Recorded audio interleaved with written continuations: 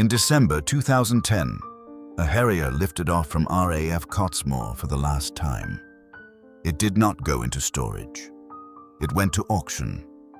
The Ministry of Defense sold the entire fleet, more than 70 aircraft, to the United States Marine Corps, not as working jets, as spare parts. The price was £180 million. At the time, Harriers were flying the RAF's only fixed-wing close air support missions over Helmand Province, Afghanistan. Soldiers on the ground had asked for more of them, not fewer. 3 months after the sale, the ministry admitted it had briefly considered buying some of those same airframes back. But the real story of the Harrier is not a scrapyard in Leicestershire. It is the story of an aircraft nobody in the Royal Air Force wanted built. In the 13 years it took one engineer to make them need it. Every week we tell the stories behind the aircraft, the ships, and the decisions that shaped British defense. Give the video a like and subscribe if you want to keep hearing them. The story begins in Kingston upon Thames, 1957. By the mid-1950s, NATO planners had a problem nobody wanted to say out loud. Every RAF fast jet base in West Germany sat within range of Soviet tactical nuclear weapons. A handful of warheads on a handful of runways could ground the entire 2nd Tactical Air Force before it flew a single sortie. The strategic gap was not aircraft performance. It was the airfield itself, a fixed, known, crateable strip of concrete that the enemy already had targeted. Hawker Aircraft, based in Kingston upon Thames, had been building fighters since 1920, the Hurricane, the Typhoon, the Hunter, and by 1957 was under the direction of chief designer Sir Sidney Cam, already in his 60s and one of the most decorated aircraft designers in British history. Cam did not chase vertical flight for its own sake. He wanted an aircraft that could disperse into a farmer's field, a car park, a forest clearing, anywhere except the runway the Soviets had already mapped. The engineering answer did not come from Hawker alone. In Bristol, the aero engine firm Bristol Engine Company had been developing a concept engine under Stanley Hooker, a turbofan whose exhaust could be redirected downward through 4 rotating nozzles instead of firing straight backward. It was originally conceived in part with French input through engineer Michel Vibeau, and briefly attracted American development funding through NATO's Mutual Weapons Development Program, a detail rarely mentioned in Hawker's own official histories. The key engineer inside Hawker who turned Cam's ambition into a flyable aircraft was Ralph Hooper, a junior designer barely into his 30s. Hooper took the 4-nozzle engine concept and built an airframe around it. Modest, subsonic, almost unremarkable to look at, because everything about the aircraft had to serve one function: get off the ground without a runway, then fly like a normal jet once airborne. There was, at this stage, no requirement document demanding any of this. No air staff requirement number, no competition, no rival contractors submitting tenders. Hawker built the demonstrator, designated P1127, largely on its own initiative and with NATO development money, because the Air Ministry itself had not yet been convinced the whole idea was worth pursuing. Ralph Hooper later put it plainly: they had to prove the aircraft could exist before anyone in Whitehall would agree to want it. That absence of an official requirement would matter enormously later. An aircraft built to solve a problem the customer had not yet officially defined is, from day one, vulnerable to any customer who changes their mind. The P1127 flew for the first time in October 1960, tethered a few feet off the ground at Hawker's Dunsfold Airfield in Surrey. The pilot was Bill Bedford, Hawker's chief test pilot, and the flight lasted barely a minute. What made it possible was the Bristol Pegasus engine, a single turbofan whose thrust could be vectored through 4 swiveling nozzles, 2 forward of the wing and 2 aft, all rotated in unison by 1 lever in the cockpit. Vectored thrust, meaning the engine's exhaust could be pointed straight down for lift, straight back for forward flight, or anywhere in between for the transition, was the entire aircraft distilled into one mechanical idea. Nothing about the P1127 was supersonic. Nothing was radar evading, and nothing about its silhouette suggested revolution. That was deliberate. Cam and Hooper judged that trying to solve vertical lift and supersonic speed in the same airframe at the same time would kill the program through complexity alone. They were proven right within a decade, when exactly that ambition killed a different British aircraft. Test flying moved to the Aeroplane and Armament Experimental Establishment at Boscombe Down and to Farnborough, and it very nearly ended the whole idea before it began. In September 1961, Bill Bedford lost control during a transition between vertical and horizontal flight and crashed at Yeovilton. He walked away. A second, more famous near-disaster came at the 1963 Paris Air Show, where the transition maneuver again proved to be the aircraft's most dangerous moment. Not hovering, not flying forward, but the seconds in between where lift, control, and airspeed all had to be balanced by hand. Engineers traced the fault to instability in the nozzle rotation sequencing and rewrote the transition procedure. It became, from that point forward, the single most rehearsed maneuver any Harrier pilot would ever fly. The political moat came not from Whitehall, but from NATO. In 1963, the P1127 successor, a refined evaluation batch called the Kestrel, was flown by a tripartite evaluation squadron of British, American, and West German pilots at RAF West Rainham. Two of those American evaluation pilots later became senior figures, pushing the concept inside the U.S. military, which is precisely how a British-designed engine ended up, years later, powering an American-built Marine Corps jet.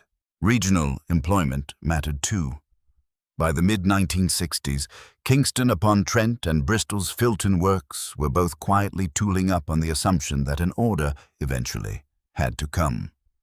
The decision was made. The program had its champion, not in Whitehall, but in NATO's own evaluation squadron. The RAF's first operational Harriers entered service in April 1969 with No. 1 Squadron at RAF Wittering.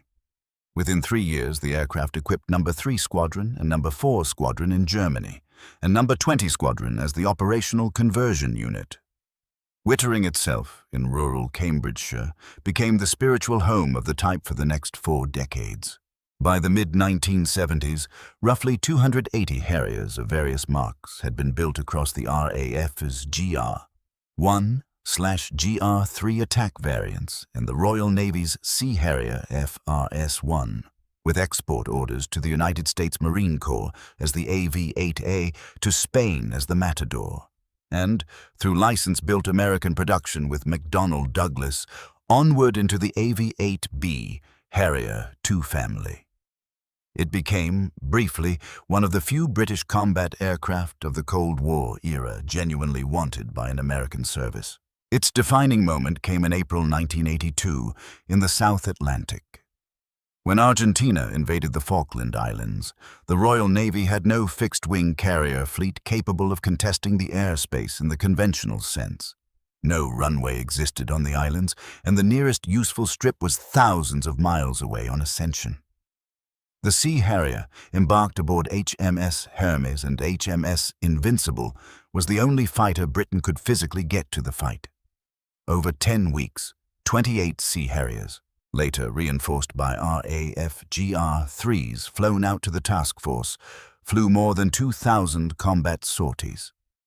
Fitted increasingly with American AIM-9L Sidewinder missiles, Sea Harriers destroyed more than 20 Argentine aircraft in air-to-air combat.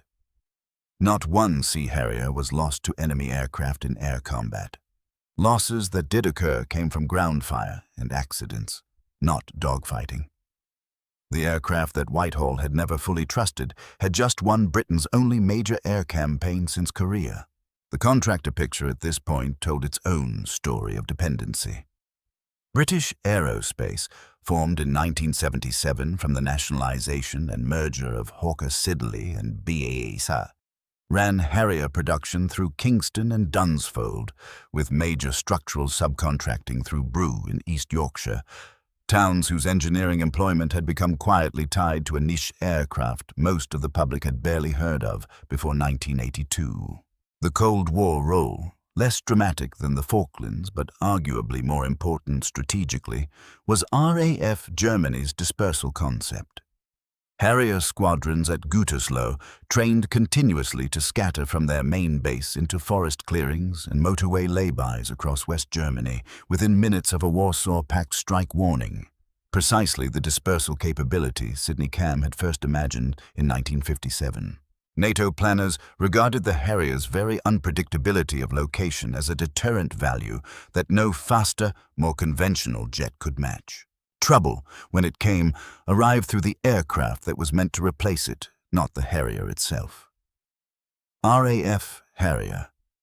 GR-3s and later the upgraded GR-5s and GR-7s flew combat missions over Kuwait and Iraq in 1991, over Kosovo in 1999, and, most intensively of all, over Helmand Province in Afghanistan from 2004, where the GR-9 became the RAF's principal close air support aircraft for British troops on the ground. It was, by any operational measure, at the height of its usefulness. The cancellation trigger did not come from combat failure. It came from the 2010 Strategic Defense and Security Review, published in October that year under the coalition government. Facing a treasury demanding deep cuts across every service, the review had to choose between retiring the Harrier GR-9 fleet or the Tornado GR-4. The official reason given was cost and the future carrier strategy. The incoming Queen Elizabeth-class carriers were, at that stage, planned around the conventional takeoff, F-35C, rather than the short takeoff, F-35B, making a fast jet fleet built around vertical lift appear, on paper, less relevant to the Navy Britain was about to build. Procurement analysts and several retired RAF officers argued the real reason ran the other way. Tornado retained a larger, more entrenched industrial and political constituency, and scrapping Harrier was administratively simpler in the short term, even though multiple defense commentators at the time judged the Harrier fleet more relevant to the counterinsurgency operations Britain was actually fighting. The National Audit Office later noted the decision had been taken with limited assessment of the operational gap it would leave in Afghanistan. British Aerospace's successor, BAE Systems, made no serious lobbying push to save an airframe already out of production. The real fight, by 2010, was over Typhoon and the coming F-35 contract. The sale process moved quickly. In 2011, the entire retired fleet, Harriers, spares, ground equipment, went to the United States Marine Corps for £180 million. Officially as a source of spare parts, to keep America's own AV-8B fleet flying into the 2020s. What was lost was not a capability gap filled by a clean replacement, but an 8-year hole. Britain would not operate any fixed-wing carrier aircraft again until F-35B. Lightning IIs began flying from HMS Queen Elizabeth in 2018, filled, in the end, by an American-built aircraft carrying a British-designed lift fan concept descended in principle from Ralph Hooper's own layout. The final weeks were sparse. Numbers replaced ceremony. 200 jobs went at Cottesmore, 130 went at Wittering. The last GR-9 sortie flew in December. The paint was barely dry on some airframes. They were crated within the month. Whitehall called it savings. The bill came due in Helmand. The Harrier's surviving influence is not a museum piece. It is airborne today. The F-35B, Lightning II, the short takeoff and vertical landing variant flown by both the Royal Navy and the U.S. Marine Corps, uses a shaft-driven lift fan rather than Bristol's original vectored thrust layout.